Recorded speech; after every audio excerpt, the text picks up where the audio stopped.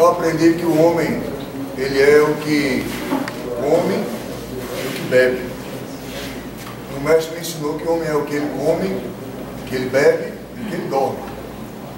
Dentro do que a senhora falou hoje aqui, eu lhe pergunto, o homem é o que ele come, o que ele bebe, o que ele dorme e o que ele assiste?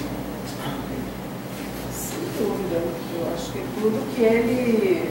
tudo que ele troca, né, com o ambiente. O que ele dorme, ele sonha, né, e o que ele assiste, o que ele ouve, o que ele vê. Às vezes você vê uma cena que vai te impactar e aquilo vai ficar na tua cabeça, seja boa ou má.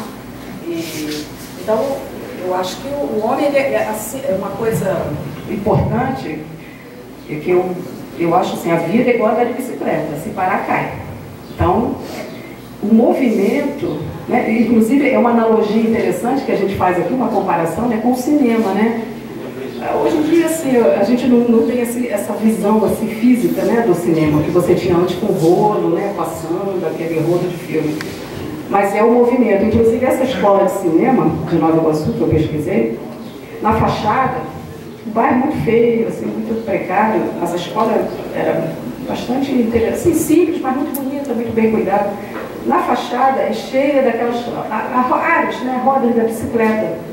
E aí embaixo tinha uma que, quando você pedalava, ela fazia movimentar as outras, que é uma comparação com o cinema e com a vida, porque eu acho que a vida é isso, é movimento. No nosso corpo, nossas células, né, está tudo em movimento, nada está parado.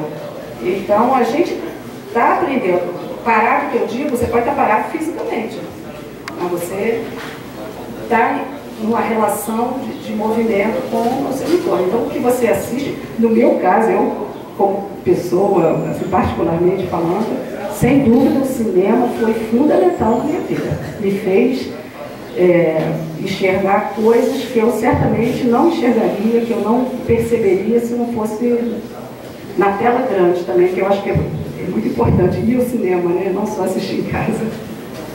A possibilidade transformadora através da arte e da cultura.